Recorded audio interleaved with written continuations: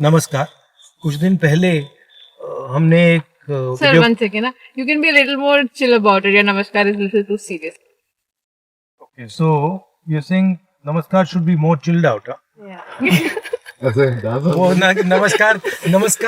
नमस्कार chilled out नहीं था, उसको फिर से कर रहे हैं। नमस्कार। कुछ दिन पहले हमने आपको कांग्रेस पार्टी के मैनिफेस्टो के बारे में बताया, जो हमारे 5 कोर वायदे हैं उनके बारे में बताया और आपसे सुझाव मांगे। अब आपने इतने सुझाव भेजे कि ये मेरी जो टीम है ये पूरी ओवरवेल्म हो गई है। काफ़ी लोगों ने अच्छे सुझाव दिए अलग अलग चीज़ों के बारे में। मैं सोच रहा हूँ कि 2-3 लोगों को फ़ोन करके उनसे पूछें, थोड़ा जो उन्होंने सुझाव दिया उसके बारे में उनसे थोड़ी बात करें। Thousands and thousands of mails here. There's a lot of mails on Agniveer. Agniveer को जो स्क्रैप करने का हमने निर्णय लिया है वो काफ़ी लोगों को अच्छा लग रहा है। मिडिल क्लास के काफ़ी लोग टैक्सेस की बात कर रहे हैं। अलग अलग टाइप का पॉजिटिव फीडबैक आया है। मैं थोड़ा 2-3 लोगों के मैसेज पढ़ता हूँ। रूफस क्रिस्टी जी हैं, ये बस नमस्ते कर रहे हैं और बेस्ट विशेस दे रहे हैं चुनाव की। Jim Beast says make slogan job versus bond, electoral bond. Ajay Chandel ji कह रहे हैं thank you for drafting a great manifesto. Some of my suggestions during campaigning: keep strong focus on inflation, unemployment, corruption of current government. Kashiram ji ने सिर्फ 2 शब्द बोले हैं, बहुत अच्छा। Manila Swami says, please I want one mobile please. Okay, so we have some interesting stuff here. Madhuri is writing, I'm Madhuri working as an insurance professional. I've been trying to reach you and finally could connect with you. As a middle class working woman, I think it's important that you should also work on taxes and come out with some solution. We are paying income tax, professional tax, road tax, property tax, GST on all items, including groceries bought online. On top of it, banks are taking us for a ride. I hope you look into these issues for common people and bring in some solace to us. Should we call Madhuri then? Madhuri.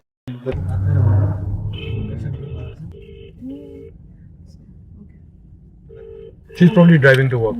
From all sides. So once again, Giving Madhuri is money on to the the phone. youth for free is very dangerous for long term. Please think and consider this. India has a great potential to surpass all. Hi, Madhuri. Hi, how are you? I'm fine. How are you? I'm fine too. We got your email. So tell me a little bit about. Is it really you that I'm talking to? They call me Rahul Gandhi. I don't know. I think it is. Great thing to talk to you. Would you like to call us on FaceTime so that you can be sure that it's me? I've just got about Okay, you just got up. So what's if there was one suggestion that you would want to give us for our manifesto, what would it be? Like if there's one thing we could focus on, you said think about taxes. Is there a suggestion that you have? Taxes is the one thing. Second thing is you really need to work on, these kind of things. The banks, what they are doing currently. What they are doing is कि अगर A bounce हो गया suppose, so the lender bank is also debiting us. The bank where we are having a saving account where it got bounced, they are also debiting us. It is becoming a very costly affair for all of us. We also need to work on the education cost of kids. You It is becoming too costly for a common man to manage. you have 1 kid or 2 kids or? No, I have only one son. He have just entered his 12th standard. And what does he want to do? He wants to pursue engineering in AI. He's very much interested in artificial intelligence. I've got a very interesting Zoom call that I'm doing with some AI experts. Would you be interested in listening in on that Zoom call? Yeah, he would definitely be. Okay, I'll try and see if we can bring him into that call at some point. So he'll enjoy that, and we'll think of doing something about it. Thank you very much for the chat. Okay, bye. Thank you. Bye. Arshan here. I've gone through the manifesto of Congress. It is very impressive, but he makes a point. He's concerned that we're going to be giving 1 lakh to every youngster. We middle class people are dying from all sides, sir. Giving money to the youth for free is very dangerous for the long term. Arshan, we're not giving money for free. हम एक apprenticeship का कानून बना रहे हैं. Apprenticeship की guarantee, apprenticeship का हक, जिससे हर युवा को अप्रेंटिसशिप करने की अपॉर्चुनिटी मिले। वो फ्री नहीं है, उसको काम करना पड़ेगा, 1 साल उसको काम करना पड़ेगा। उसमें ट्रेनिंग होगी उसकी, और 1 साल में उसको 1 लाख रुपए मिलेगा, मगर फ्री में उसको नहीं मिल रहा है। और ये एक प्रकार से इन हाउस ट्रेनिंग का तरीका है, स्किल बिल्डिंग का तरीका है, और ये लोग काम करेंगे, ये फ्री में नहीं है।